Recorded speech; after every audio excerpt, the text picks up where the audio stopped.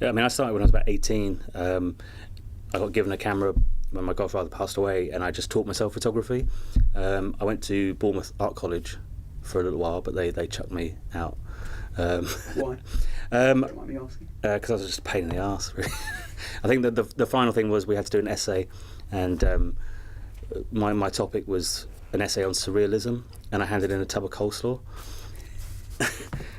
And my tutor thought it was really good, but then they said, "Well, you got to do a proper essay." And I'm like, "No, I'm out of here." So that was the final thing. It's a good answer, Alan. Yeah. So you were explaining about how Yeah. So really, and I was lucky. I was 18, 19, and to be honest, I think I was so naive. I didn't really understand about going and being an assistant or doing anything. I didn't know anything about it. So I just took photographs, went and showed them to some magazines, and started getting work straight away. And then just really carried on from that. And so from each magazine I would learn a bit more, learn about studio lighting and shooting black and white, shooting colour. I tried everything and just really learnt my trade on the job. So one thing that struck me, would you say that you actually, unlike a lot of people like us, we're taught that we train and we work our way up or we follow through people's systems. Do you feel that you entirely developed yourself on your own terms, that you did things as you wanted to do them when you wanted to do them? Yeah, I mean, to be honest, looking back, if somebody said to me, what's the way to get into photography, I would say assist, because you do learn so much from that photographer. But having said that, I can pretty much tell who's assisted who. You can see a photographer's work and know, oh, he probably assisted this person because they follow in such a sort of similar vein. So I think I was lucky in a way that I didn't do that, but it took me longer maybe to learn a lot of tricks of the trade and to learn my own style as well, because I didn't study and because I kind of came to photography quite late. I'd never really found what I wanted to do with photography, and already I was working, and then people commission you and they say, well, we want it shot this way, we want it shot that way, and you're kind of constantly doing that. It was really hard to actually find my own style. So in some ways it was good, some ways it was bad. To give us a little look at your creative process. So you talked about going to Bangladesh and other countries. How do you work through a process from being just sitting in the UK to your ideas, to deciding, to making those things naturality? I mean, I think the biggest thing I learned is for 10 years doing editorial photography, I was always planning my shoots. I was always thinking how they were going to look before I turned up at the place. So I might have an idea in terms of lighting, I might have an idea in terms of a concept, whether it be props or a set. And I was always thinking, before I'd even met the person I was going to photograph, what the idea was going to be. And that's how a lot of magazine photography is done. And then I would always have mood boards and you'd have ideas, and I was always constantly going through every fashion magazine, every music magazine, looking at ideas and trying to kind of copy other people's work. And actually for me, when I started doing documentary photography, I did a complete switch. I stopped looking at any other people's work. I stopped really caring about what the pictures were going to look like. In a way that became unimportant. I'd say what was important was to get there, to start meeting the people and hearing their stories, and the photographs would come from that. So I kind of done the complete reverse, where now I try not to think about the pictures. And it's really hard because you do a bit of research about an area you're going to and you have ideas of, oh wow, imagine if I could get an image of that. But you have to teach yourself not to think like that, because then you become more truthful to the person whose story you're trying to tell. And so when you get there, if I'm in a place for 2 weeks, I'll often not take photographs until the last 2 or 3 days. I'd always rather spend time around people. And sometimes you miss pictures and it can get really frustrating. You think, oh, I wish I got that. But equally, if you turn up straight away, camera in somebody's face, it's a very different experience. I just go there, and then the pictures start to appear, and you start to see things, and you start to notice things, and how things all fit together, and the pictures come from that. So these days, don't do any planning.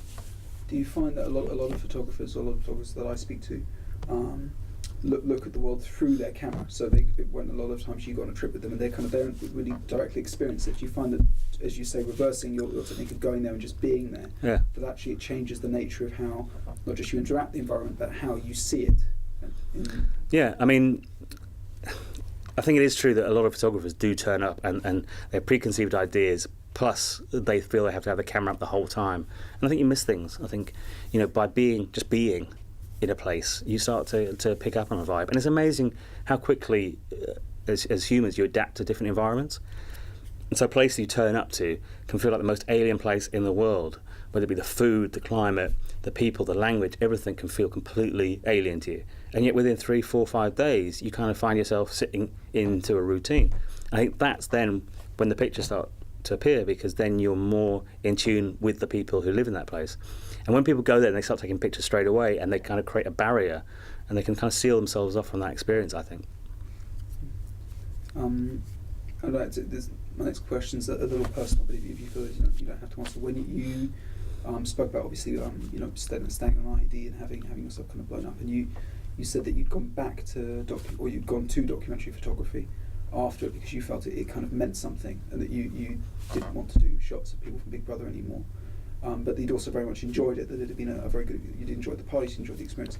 After you had your kind of incident, did you ever regret your choice, despite the fact that it was your original dream to go back and do this, because it had obviously put you in a more uncomfortable position than you had been before? I mean, do you mean like when I was lying in a hospital bed, stuck up to... Then and also now. Stuck up to a ventilator, would I kind of think, why didn't I just hang out in Miami with loads of models? No, I mean, of course, yeah, there were times when you think, was it worth it? But you know what, I mean, people say to me, was it worth any photograph, losing your legs?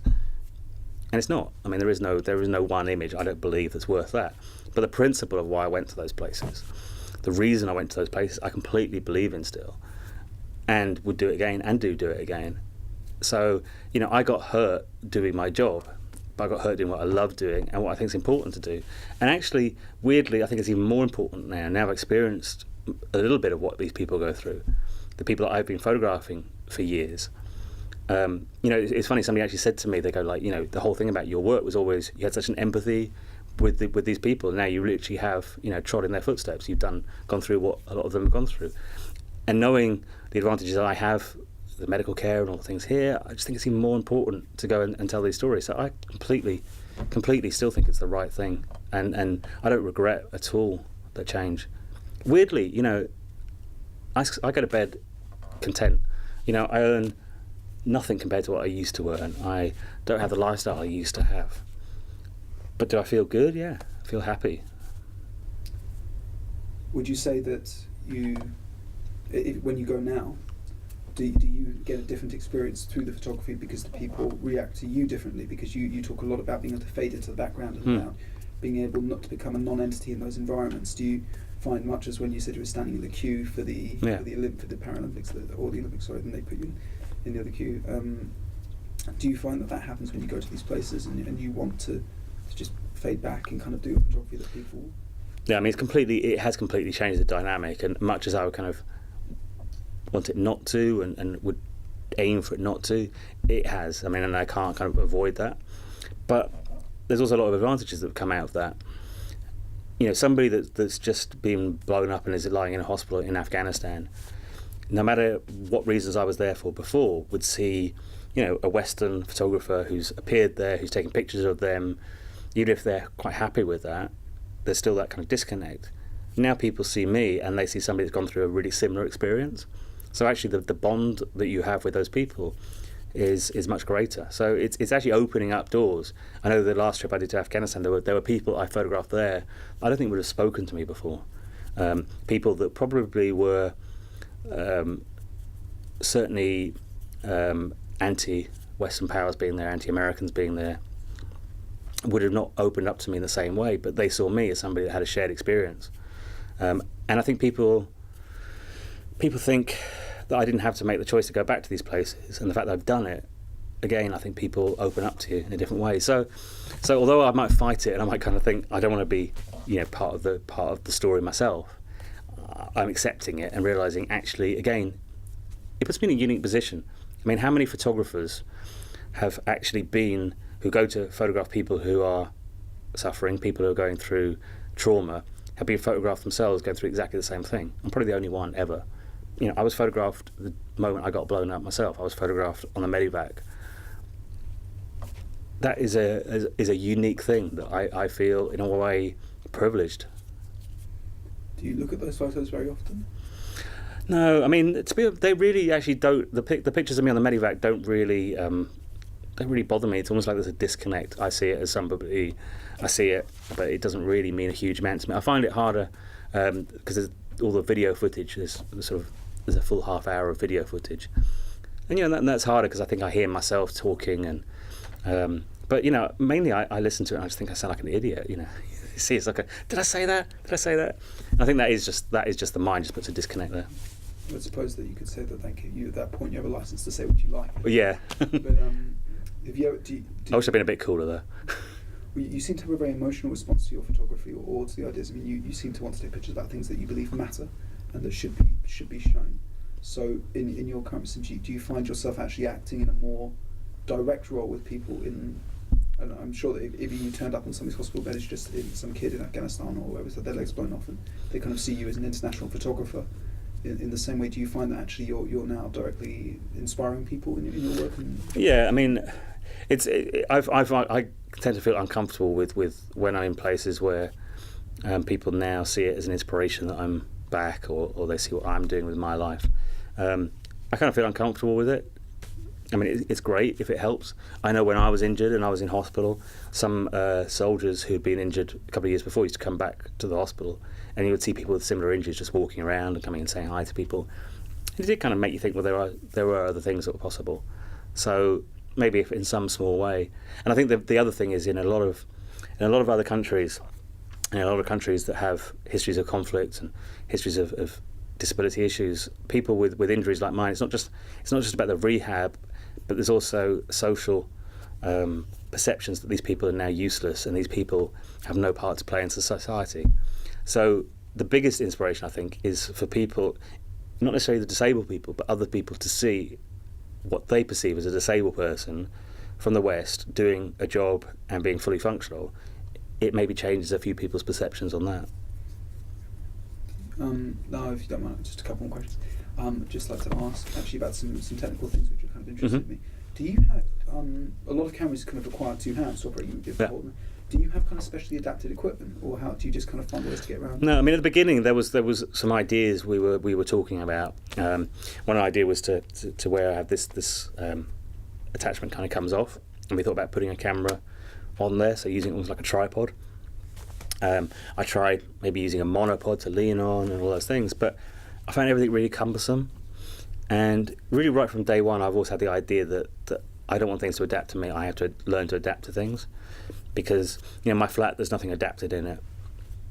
I find ways to do things, because I always thought if I'm going to go to places that wouldn't be adapted, I would kind of be in a better position if I hadn't got used to those things. So in terms of holding the camera, I just hold it one-handed and I kind of rest it on there. I've actually learned I can focus with this, pushing it around, and you just find ways. It's amazing how you adapt and how you find ways. And it's easier these days as well, because you're not having to load film and there's certain other things that make it easier. But yeah, I've just learned to do it one-handed. And when you do, I looked at, you got some very, very beautifully the textures of a lot of your portraits are coming on these. Do you actually take? Do you find what you said? You talk about using a sheet in that. Do you actually take like kind of lighting gear out there and stuff, or do you just work with the camera? No, I just work with the camera. But my thing is, I think, as I coming from being an editorial photographer, I think it's really important to have a beautiful image still. I don't see myself as a photojournalist. I think a photojournalist is somebody that goes there and they just report the story. They take it as an event. I go there because I want to tell the story as a photographer and use my skills to tell the stories of the people there. So sometimes, I will be in a place for a couple of weeks. I never just rush into somewhere for a few hours and leave. So quite often I'll go to a place, and every place you ever go to has a rhythm. Every village, every hospital, every town you ever visit in your life always has a rhythm. And you start to pick things up and you start to see things. And I find myself thinking, well, if I'm here tomorrow when the light's a bit different, I think I'm going to get the picture I want. And you start to kind of see it that way. So it just becomes like a sort of sixth sense. You just kind of get that idea of being in the right place for the pictures, because I think it is important that they still have a kind of beauty to them. If I take a picture and somebody says, I couldn't look at that photograph, I think I've failed. Because sometimes you can take a picture that's really horrific or really hard, and people just go, I couldn't look at it. And I think, well, that's probably a mistake. What I want to do is create a picture that's still beautiful, that draws people in. And then once they're there in the picture, then they start to see what's going on or read the captions that go with it, and they feel more connected to it. I think too much photography from conflict areas or from humanitarian areas is almost unbearable. You kind of go, "Ugh, can't look at it." So I think it's important. Beauty's still there. And just one more question I just was very curious, that just struck me as we were doing this interview, is that you really don't seem very wanting that kind of barrier between the photographer and the subject. And you talked about I can't remember his name, but the young guy from the Ukraine who unfortunately OD'd. Do you tend to take direct action often when you go to these places? Do you just find yourself? Well, see, again, I think that's the thing of not seeing myself as a photojournalist. I think a photojournalist goes there with a kind of, or should go with a kind of impartial view, and they're there to document what is there and not to take sides and not do those things. And I realised quite early on that I actually have an opinion.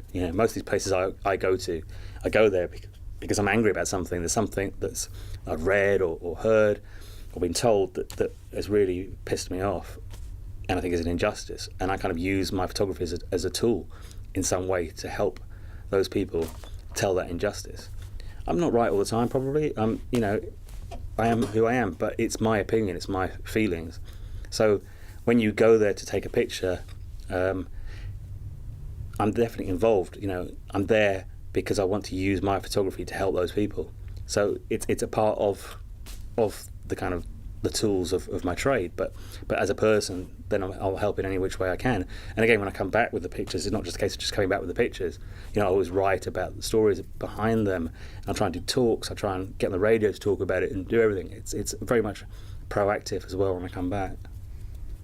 For young photographers, or student photographers, usually I ask people, what do you think are the best tips in the industry? But what I think interesting for me would be, what would you say are the principles that as a person, a photographer should have in terms of, you're talking about balance between photography and the real world, in someone who's interested in what I would call real world photography, but not journalism photography, but real world photography.